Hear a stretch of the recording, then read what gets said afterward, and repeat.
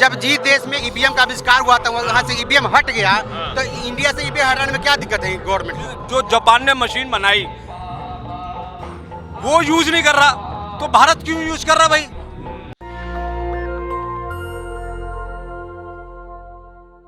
नमस्कार, मैं इस वक्त मौजूद हूँ दिल्ली के रामलीला मैदान में और बहुत ही बड़ी रैली हो रही है, जन अधिकार महासम्मेलन। वहाँ पे तमाम लोग आए हैं और आज का मुद्दा क्या है और किस विषय पर ये भीड़ जुटी है, किस विषय पर ये सभी एकजुट हैं, इन सभी के बारे में बातचीत करना चाहूँगा। आप देखिए, जन अधिकार महासम्मेलन हो रहा है, उस सब का, हाँ, बहुसंख्यक महासम्मेलन, तो उसमें उद्देश्य है क्या? सबसे जरूरी उद्देश्य क्या है? सर, यहाँ पे दो मेन मुद्दे हैं हमारे, हम लोगों ने रखा हुआ है। एक तो जातिगत जनगणना होना चाहिए, ठीक है, और दूसरा जो है कि बैलेट पेपर से चुनाव होना चाहिए। क्योंकि जब से बैलेट पेपर चला गया है, बहुजनों की पार्टियां जीत नहीं रही हैं। और कहीं ना कहीं देखिए, जहाँ पे बैलेट पेपर का आविष्कार हुआ था, उन सारे देशों ने बैलेट पेपर को त्याग दिया है। तो वो क्या मूर्ख हैं?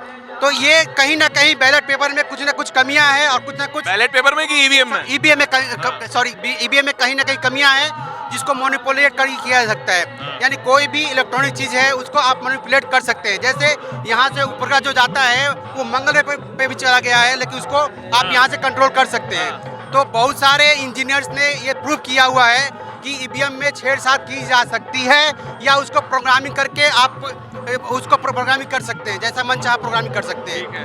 दूसरी ये है कि हमारी जातिगत जनगणना होना चाहिए। क्योंकि सर, अब ये बताइए, जो हम बहुजनों को जो राइट मिला हुआ है, जो ओबीसी के लिए ये आंकड़े देते हैं, जो डाटा बनाते हैं, जो नीतियाँ बनाते हैं, उसका जो बेस क्या है? उनका बेस तो 1931 की जनगणना है। अब ये बताइए, जब 1931 की जब जनगणना हुई थी तो हमारे लोग 52% थे। अभी हमारी इसके बाद कितनी जातियाँ इसमें इंक्लूड हुई हैं, उसके बाद ये जनसंख्या बढ़ गई है, फिर भी ये लोग वहीं पर अटके हुए हैं। जब इनके पास डाटा ही नहीं है तो ये नीतियाँ बनाएंगे कैसे? तो ये सारी हम लोग मांग कर रखे कर आप कह रहे हैं कि ईवीएम के आने के बाद से बहुजनों की कभी सरकार नहीं बनी, लेकिन हेमंत सोरेन मुख्यमंत्री बनते हैं, ईवीएम से ही बनते हैं, नीतीश कुमार बनते हैं, क्या कहते हैं, अखिलेश यादव बनते हैं, मायावती भी 2 बार ईवीएम से ही बनी थी। तो ये भी तो एक होता आया है ना सर? बिल्कुल होता आया है। देखिए, एक बड़ा चीज को पूरा, आप ये कह रहे हैं कि ईवीएम के आने के बाद ये सब होना शुरू हुआ है कि नरेंद्र मोदी के आने के बाद से हुआ है? इन दोनों में फर्क भी तो हो सकता है। हाँ, बिल्कुल कह सकते हैं। 14 के बाद नरेंद्र मोदी जी जब आए हुए हैं, तब से कुछ न कुछ चीजें निकल के आ रही हैं, ठीक है।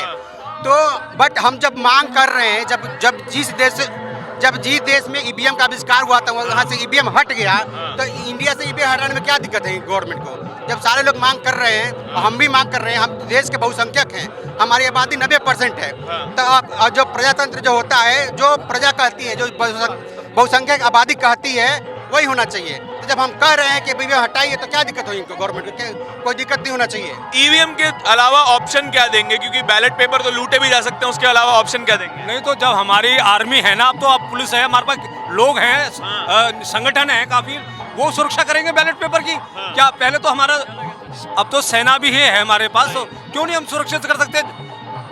क्यों नहीं कर सकते? हम देश के अंदर अपने बैलेट पेपर की सुरक्षा करेंगे। वहाँ के जिस एरिया में वोटिंग हो रही है, उसके बैलेट पेपर की रक्षा करना हमारा धर्म है, हमारा कर्तव्य होगा। क्योंकि न्याय से हम जब चुनाव चाहते हैं तो बैलेट पेपर से ही होना चाहिए देश के अंदर। जब बाहर की कंट्रियों में हो सकता है, तो भारत में क्यों? जो जापान ने मशीन बनाई वो यूज नहीं कर रहा, तो भारत क्यों यूज कर रहा भाई? भारत में ऐसी क्या परेशानी है जो मजबूरी है? क्या कहते हैं? वो कहते हैं इतना बड़ा देश है, इतना सारा उसमें पेपर खर्च होगा, इतना सारा व्यवस्था करनी पड़ेगी, ईवीएम से सिस्टम इजी हो जाता है, वो कहते हैं ये। नहीं, इससे लोगों को रोजगार भी मिलेगा सर। अच्छा, यस, ये लोगों को रोजगार मिलेगा। देखो, गिनती करने में लोगों को पैसा मिलेगा। और तो चुनाव महंगा भी तो हो जाएगा। नहीं सर, वो एक्चुअल में क्या है, जो योजनाओं में पैसा जा रहा है लोगों के भलाई के लिए, वो वैसे जाएगा लोगों के अधिकार पे, तो वो अल्टीमेटली लोगों तक पैसा पहुंचेगा ना। हाँ जी। पे तो वो महंगा नहीं हो रहा है। आप बताइए कि हमारे पास वीडियो क्लिप भी पड़े हुए हैं कि उसमें लोग बात कर रहे हैं कि मैंने इस तरह को इतने करोड़ रुपये नहीं दिया, इतना लाख रुपए नहीं दिया। तो टिकट जब बिक रहा है तो ये बताइए, जब हमारे जब सही करने के लिए अगर हम कुछ खर्चा कर ही भी देते हैं तो क्या दिक्कत है गवर्नमेंट को? क्या कोई दिक्कत नहीं होना चाहिए जब फ्री? हाँ, लेकिन फालतू जगह पे जब पैसा खर्च होता है तो क्यों अच्छे से चुनाव करवाने में, ये लॉजिक ठीक है। अब ये देखिए, देश की सारी संपत्तियां बिक रही हैं। अब बताइए, रेलवे बिक दिया इन्होंने, कहते हैं कि हम तो बहुत बड़ा काम कर रहे हैं। जब से आया है आप प्रति व्यक्ति जो जब 2014 में जो कर्ज था व्यक्ति पे, वो बढ़ करके 10 गुना हो चुका है। तो आप क्या काम कर रहे हैं कि जब ये कर्जा बढ़ता जा रहा है? आप किसानों की बात नहीं करते हैं, आप नवयुवकों की बात नहीं करते हैं, आप रोजगार की बात नहीं करते हैं, और आप कहते हैं कि हम बहुत अच्छा काम कर रहे हैं। ये सारी चीज़ों को ध्यान में रखते हुए हम लोगों ने ये किया हुआ है कि ईवीएम को हटाना चाहिए, बैलेट पेपर से चुनाव होना चाहिए, और जो ठेकेदारी में बहुत संघों की हिस्सेदारी मिलना चाहिए, और रोजगार पे ध्यान देना चाहिए गवर्नमेंट को। चलिए, बहुत धन्यवाद। देखिए, ये सारे मुद्दे थे जिसके लिए आज ये इतनी बड़ी रैली हो रही है, और क्या क्या हुआ ये सब आपको दिखाते रहेंगे। बहुत जल्द हम लाइव भी आएंगे और आपको सारी जो है। जी बताइए। जी, मैं यहाँ से काउंसलर का चुनाव लड़ा हूँ। जलंधर पंडित, यहाँ पर बहुत सारी धांधली के चलते लोग जो ये धांधली ये हुआ है, जो आम आदमी पार्टी की तरफ से दारू और पैसे दोनों ये कॉलोनी में नजफगढ़ 127 में बांटे गए हैं, और वोटर का मन जो है मोहित किया गया है, और जो हमारे तरफ वोट आना चाहिए वो नहीं आया है। अब मैं किस पार्टी से लड़े चुनाव? मैं तो निर्दलीय लड़ा था, क्यों? तब पार्टी का टिकट लेने के लिए हमारे पास पैसा नहीं था। कितना पैसा मांग रही थी पार्टी? देखिए, मैं गया ही नहीं, हमको तो कोई बैठने नहीं देता था, तो मैं साइकिल से घूम के लोगों के पास अपना प्रस्ताव रखा हूँ, और सब लोग मुझे समर्थन कर रहे थे। लेकिन जहाँ से हमको ज़्यादा वोट मिलना था वहीं पर जो है पैसे पर लोग बिक गए। अब मैं सार्वजनिक रूप से कुछ सरकार से कहना चाहता हूँ। जी बताइए। मेरा कहना ये है, जो रोड के किनारे, गली में, पार्क में ये ऐसे पौधे लगाते हैं जिसका ना कोई तना कोई काम का, ना फूल कोई काम का, हम ऐसा पौधा क्यों नहीं लगाते हैं? गेंदा, हजारा, कामनी, रात रानी, चंपा, चमेली, जिस फूल से लोग पूजा भी कर सकते हैं, हम ऐसे पौधे क्यों लगाते हैं रोड के किनारे जिसका ना फूल तना कोई काम का नहीं है?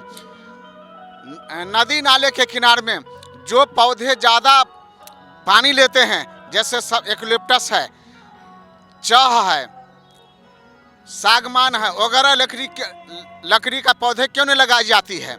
जो ऐसे लगाए जाते हैं। कोर्ट में रिकवरी का सूट में 6 लड़ रहा हूँ, लेकिन 10-10 साल से लड़ रहा हूँ। एक एलएनटी के खिलाफ, एक सनसाइल के खिलाफ, ट्रांजिशन इंडिया के खिलाफ। ट्रांजिशन इंडिया वाले ने जज राकेश सियाल को द्वारका एक सेक्टर 614 में बोल दिया जाए हमारी कंपनी पैसा देने में असमर्थ है, कंपनी की दिशा दशा खराब है, फिर भी हमारा कोर्ट में जो है एक्शन नहीं लिया जा रहा है, और उसका जल्दी फैसला नहीं हो रहा है। दूसरी बात, देखिए अभी बताइए। दूसरी बात, जिसके पास सर्विस है तो वो तो छुट्टी के दिन का पैसा सर्विस से ले लेता है। दूर रखेंगे तो मैं पकड़ रहा हूँ। जिनके पास सर्विस है, सरकारी नौकरी है, वो उनको तो तनख्वाह जो है छुट्टी का सरकार दे देती है, लेकिन जो छोटे तबके के आदमी है, बेरोजगार है, उनको जो है छुट्टी के दिन का पैसा मिलना चाहिए, वोटिंग के दिन का पैसा मिलना चाहिए, ताकि वोटिंग से लोग कतराए नहीं। बहुत ऐसे मजदूर तबके के आदमी हैं, वो अपनी मेहनत मजदूरी के कर चलते, दिहाड़ी के चलते वोटिंग करने नहीं जाते हैं, और वोटिंग करने जाते भी हैं तो उनका दिहाड़ी टूट जाता है, उनके बाल बच्चे भूखे मरते हैं।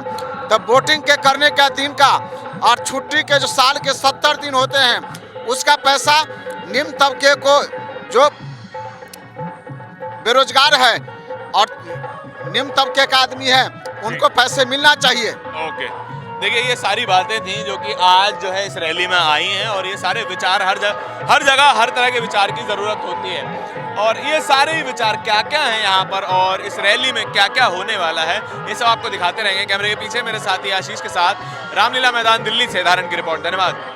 नेशनल दस्तक की आपसे गुजारिश है कि अगर इसको बचाना चाहते हैं तो नेशनल दस्तक को सब्सक्राइब करने के लिए रेड कलर के सब्सक्राइब बटन को दबाएं, फिर बेल आइकन की घंटी दबाएं। नेशनल दस्तक को बचाने के लिए बहुत जरूरी है कि हर खबर को शेयर करें, लाइक करें, कमेंट जरूर करें।